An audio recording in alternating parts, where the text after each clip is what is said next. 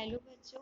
कल इकोनॉमिक्स में हमने एग्रीन रिफॉर्म्स की थी। एग्रीन रिफॉर्म्स का मतलब कि क्या क्या चेंजेस गवर्नमेंट ने करी, जो जो प्रॉब्लम हमें फेस हो रही थी उस प्रॉब्लम से गवर्नमेंट ने हमें कैसे बाहर निकाला। तो तीन तरह की रिफॉर्म्स गवर्नमेंट लेके आई थी। अब हम ये देखना है कि जब गवर्नमेंट हमारे लिए इतनी सारी रिफॉर्म्स लेके आई, ठीक है, तो उस रिफॉर्म से हमें क्या क्या बेनिफिट हुआ। बेनिफिट का मतलब अचीवमेंट्स क्या हुई।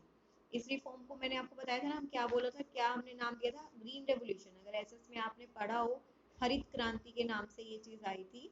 तो ग्रीन रेवोल्यूशन के हम ये देखने की अचीवमेंट्स हुई क्या, कि एक्चुअल में हमें इसके बेनिफिट्स हुए थे या नहीं हुए थे। तो यहाँ पे लिखा हुआ है, देखिए, thanks to agrarian reforms there has been a substantial improvement in the Indian agriculture. Substantial का मतलब means large improvement from a backward और स्टेगनेंट। हमारी इकोनॉमी जो इतनी पिछड़ी हुई थी, अब वो किस में काउंट होने लगी, डेवलपिंग में। यानी कि जो इकोनॉमी अंडर डेवलप थी, अब वो किस में काउंट होने लगी है, डेवलपिंग सेंटर में। तो जो अचीवमेंट है वो हमारे लिए काफी सारी सब्सटेंशियल है, और इस अचीवमेंट को हमने क्या नाम दिया था, ग्रीन रेवोल्यूशन के नाम से जाना गया था। देखिए, अब तक क्या था, हल वगैरह दिख रहे थे। अब आपको इस अचीवमेंट में क्या दिख रहा है, कि ट्रैक्टर का यूज हो रहा है, ठीक है, हम अच्छे से अपनी प्रोडक्टिविटी कर पा रहे हैं। The term green refer, green का मतलब फसल, क्रॉप, रेवोल्यूशन का मतलब स्प्रेड, बढ़ना, किसी चीज की प्रोडक्टिविटी का इंक्रीज होना। तो ग्रीन रेवोल्यूशन का मतलब क्या हो गया, a spread in a crop production. Means जो हमारी क्रॉप की प्रोडक्शन है, फसल की जो प्रोडक्शन है वो बढ़ रही है। It started happening in India year 1967 to 68। कब स्टार्टिंग हुई थी ये चेंजेस आनी, 1967-68। In the year this food grain production increase होगी थी, कितने से, 25% से। आप खुद देख लो कि जिस प्रोडक्शन के लिए ब्रिटिश के टाइम पे हम तरस रहे थे, क्योंकि वो हमसे फूड ग्रेन की तो करवाते नहीं थे, तो अब चेंजेस आए और फूड ग्रेन प्रोडक्शन कहाँ चलेगी, 25%। अब इंडिया जो बाहर से पहले ब्रिटिशर्स के ऊपर डिपेंडेंट था कि हमें खाने का दें, अब इंडिया क्या बन चुका था, सेल्फ सफिशिएंट बन चुका था फूड ग्रेन्स के लिए। मीन्स जो उनको खाना पीना है पूरे देश में, वो इतना प्रोडक्शन होता था हमारे देश में, ये पूरा यहीं पे ही कवर हो जाता था, हमें किसी से मांगने की जरूरत नहीं पड़ती थी। तो देखिए, दो फेज आपको दिए हुए हैं। पहला फेज था मिड 60 एंड 70। इस फेज में क्या हुआ था, जो ग्रीन रेवोल्यूशन था वो रिस्ट्रिक्टेड था, मीन्स कुछ ही फसलों तक था और कुछ ही एरिया तक था। That means firstly wheat and rice, जो कि कुछ ही जगह पे उगाई जाती थी, specially Punjab, Andhra Pradesh and Tamil Nadu. But जब हमने इसका रिस्पॉन्स देखा कि इसका रिस्पॉन्स काफी अच्छा है, तो हमने अपनी प्रोडक्टिविटी को और बढ़ा दिया। जब इस रिस्पॉन्स का रिजल्ट अच्छा आया, तो हमने लार्जर नंबर ऑफ क्रॉप्स उगाने लगे, अलग अलग तरह के और अलग अलग उसमें। तो देखिए क्या क्या फायदा हुआ था। सबसे पहले इन्होंने क्या कहा, spread in crop productivity. Spread का मतलब मैंने अभी आपको ऊपर बताया, बढ़ना, इंक्रीज होना। तो एक सब्सटेंशियल राइज आया था। इन्होंने जैसे एग्जांपल के तौर पे आपको दिखाया है कि जो वीट की प्रोडक्टिविटी थी, wheat was eliminated at this पर केजी हेक्टेयर। 2016-17 में इतना था, और 1951 में देखो कितना चेंज है। यहाँ पे 660 है और वहाँ पे 3216, कितना गैप है आपको ये दिख रहा है। इसी तरह फिर इन्होंने आगे आपको कंपेयर किया है राइस का, पहले बीट का कंपेयर किया, फिर राइस का, फिर मेज का, और तीनों के कंपेयर में देख सकते हो आपकी कितना ज्यादा चेंज आया है। तो स्प्रेड का मतलब इंक्रीज, जो इन्होंने विद एग्जांपल आपको तीन फसलों का दिखा दिया है। ठीक है, उसके बाद इन्होंने कहा कि ये एक स्ट्रक्चरल शिफ्ट था एग्रीकल्चर में, और लॉन्ग पीरियड जो स्टेग्नेशन इतने टाइम से चलता आ रहा था, उसकी समाप्ति थी, एंड था। यानी कि इतने टाइम से जो बैकवर्ड और स्टेग्नेशन की प्रॉब्लम हम फेस कर रहे थे, ये उस चीज का एंड था। सेकेंड इन्होंने बोला सब्सटेंशियल राइज इन एसरेज। एसरेज का मतलब होता है area under coverage. Area under coverage यानी कल्टीवेशन, कितना एरिया पे लैंड, कितनी लैंड को हम कल्टीवेट कर रहे हैं, तो उसमें भी चेंज आया था। मतलब अब देखो, HYB सीड्स आए, टेक्नोलॉजी आई, तो जो टाइम गैप था ना, वो अब कम होता गया। क्यों, पहले क्या होता था, हमने एक जमीन पे फसल उगाई, उस जमीन पे जब कटाई हुई तो फसल क्या होती थी, वो जमीन क्या होती थी, बेरंग हो जाती थी, मतलब काम करने लायक नहीं रहती थी। उसको मुझे काफी टाइम के लिए खाली छोड़ना पड़ता था कि उसकी मिट्टी की उर्वरा शक्ति वापस आए।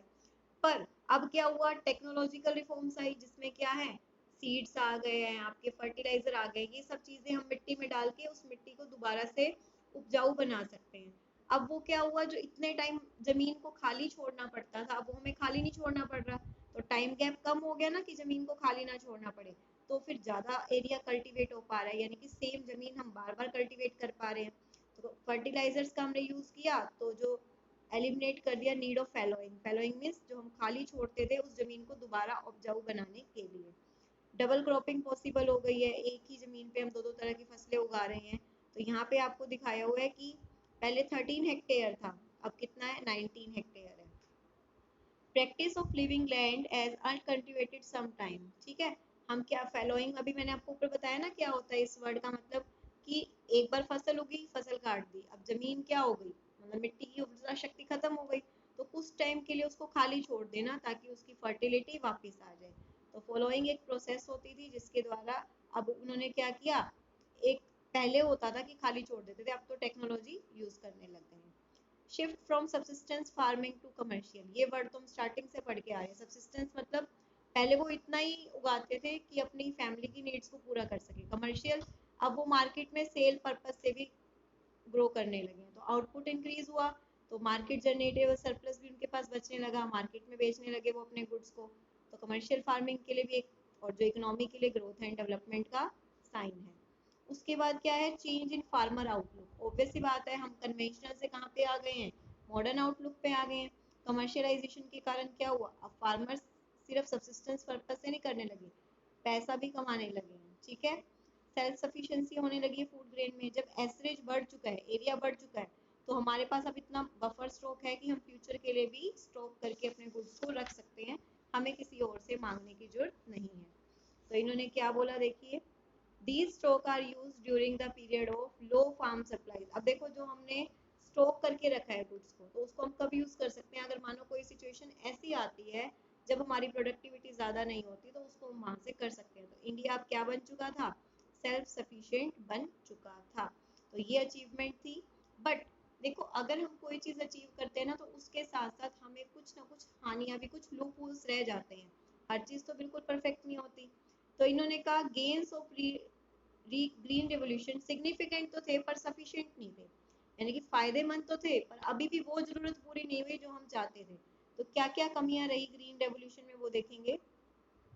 एक सिग्निफिकेंट राइज आया था, बट ये in relation to our record in the past.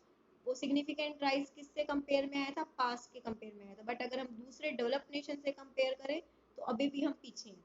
देखो ये हमारा पास्ट है, यहाँ पे हम हैं, पास्ट इतना है, और ये कोई और कंट्री है मानो यूएस, और ये यहाँ पे है। हम यहाँ से यहाँ तो बढ़ गए, ये तो मुझे पॉजिटिव चेंज दिख रहा है, बट जब मैं इसको यहाँ से कंपेयर कर रही हूँ तो नेगेटिव, यानी कि ये लूप होल्स अभी रह गए हैं कि as compared to other country अभी भी हम पीछे हैं। तो इन्होंने भाई कंपेयर किया, देखो वीट को और राइस को दूसरी कंट्रीज के साथ, चाइना के साथ, तो यानी कि अभी भी हम पीछे हैं। यानी कि पहले वाली इकोनॉमी से तो हम आगे आ चुके हैं, अपने पास से तो काफी आगे निकल आए, पर अगर दूसरी कंट्री से कंपेयर करें तो अभी भी हम पीछे हैं। तो देखिए क्या क्या फेलियर्स थे। एक तो लिमिटेड क्रॉप्स, हम कुछ ही क्रॉप्स को प्रोडक्शन कर रहे थे, ठीक है, कोई सिमिलर राइज नहीं था। Pulses crops like jute, cotton, T, इस तरह की फसलों में हमने कुछ नहीं किया था। अनइवन स्प्रेड, अनइवन का मतलब इवन होता है इक्वल, हर जगह हो रहा है, अनइवन यानी कि कहीं कहीं पे हो रहा है। तो ग्रीन रेवोल्यूशन देखो शुरू में कहाँ आया, पंजाब, हरियाणा, महाराष्ट्र, यहाँ पे आया। बट ईस्टर्न अगर उसमें देखें तो उसका इतना कोई इम्पैक्ट नहीं था। यानी कि जरूरी नहीं है कि ये चीज हमने हर जगह अप्लाई करी और हर जगह बेनिफिशियल हुई, कहीं पे बेनिफिशियल हुई थी और कहीं पे नहीं हुई थी। Limited farming population, population bulk of farming population, वो क्या होते थे, स्मॉल और मार्जिनल होते थे, यानी कि छोटे किसान होते थे या मध्यम वर्गीय किसान होते थे। तो उनके पास इतना पैसा नहीं होता था कि वो ये टेक्नोलॉजी का यूज कर सके, इन चीजों को खरीद सके, मशीनों को खरीद सके। तो वो चीज, उन चीजों का फायदा उठा ही नहीं पा रहे थे लोग। और जो रिच फार्मिंग थे वो उसको करते थे। यानी कि अगर मैं 3 की बात करूं तो ओवरऑल राइज हुआ था सिर्फ रिच की वजह से, क्योंकि जो पुअर थे, जो मिडल थे, पुअर मिडल रिच, ये तो यूज कर पा रहे थे, ये सेक्टर तो नहीं ले पा रहे थे ना मशीनरी वगैरह। इकोनॉमिक डिवाइड, एक ना हमारे देश में फिर इसकी वजह से क्या हुआ था, इकोनॉमिक डिवाइड बन गया सेम इसी चीज के कारण, क्योंकि रिच और पुअर के बीच में गैप आ गया, गरीब और गरीब होते गए, अमीर और अमीर होते गए। तो पुअर्टी एक प्रॉब्लम हमारे सामने आई थी उस टाइम पे, ठीक है। लोन लेना पड़ रहा था उनको अपनी सिचुएशन से बाहर निकलने के लिए, वो जाके फिर आगे भी उन्हें दिक्कत दे रही थी, ठीक है। येट सुसाइड्स, फिर फार्मर सुसाइड कर रहे थे, क्यों, क्योंकि कल को वो जाके पैसा दे नहीं पा रहे थे, पैसा था नहीं लोन का पैसा चुकाने के लिए। तो ये सारी प्रॉब्लम्स थी जो हमें फेस करनी पड़ी। अब एक मेन क्वेश्चन हमारा यहाँ से आता है, अगर आप ध्यान दें, does India need another green revolution, क्या इंडिया को इसी तरह के, क्या एक ग्रीन रेवोल्यूशन की जरूरत है कि कुछ और चेंजेस लाए, यस। कह रहे it is undistributed fact that the gain of revolution has shrinking. कहते हैं हम इस चीज को भुला नहीं सकते कि कितना चेंज आया है। हमने काफी सारी हमारी नीड्स पूरी हुई हैं, अगर दूसरी कंट्री के मुताबिक भी कंपेयर करें तो अगर कोई और ग्रीन रिवोल्यूशन आएगा तो क्या होगा, हमारी जो प्रोडक्टिविटी का स्टैंडर्ड है अभी भी लो है as compared to other nation, वो बढ़ जाएगा। Our food grain stock at a point of uncertainty, बिल्कुल जो हमारा स्टॉक है अनिश्चित है। Most farmer in the India, अभी भी उनको मौसम की वजह से बहुत सारी प्रॉब्लम फेस करनी पड़ती हैं, फसल खराब होती है। Farmers continue to expose the uncertainty, आपको नहीं पता मार्केट में कब क्या रेट हो जाए क्या हो जाए, तो ये चीज़ें इनको फेस करनी पड़ रही है। लोन वारियर्स जो लोन लेते हैं इनके लिए कोई एक बिकमिंग कंपल्शन बन गया, तो इनके लिए कुछ चेंजेस गवर्नमेंट को जरूर लेके आने चाहिए इस चीज़ों को दूर करने के लिए। तो yes, we need another green revolution. तो अब आपका चैप्टर कंप्लीट हो गया है, बुक में से आप यहाँ तक अच्छे से पढ़ेंगे। ये हमने सारे टॉपिक कवर कर लिए हैं। आपसे रिक्वेस्ट है कि आपकी बुक में जितने भी एमसीक्यू और जितने भी ये शॉर्ट क्वेश्चंस होते हैं वैल्यू बेस्ड होते हैं, प्लीज़ आप इनको स्टडी किया करिए और किसी भी क्वेश्चन में अगर डाउट है तो पूछा करिए। टाइम भाग रहा है और उस टाइम को हमने यूज़ करना है, तो ये जितने भी क्वेश्चंस हैं आप साथ ही साथ इसको अच्छे से करेंगे। कोई भी डाउट हो आप इसमें से डाउट ले सकते हैं। Thank you.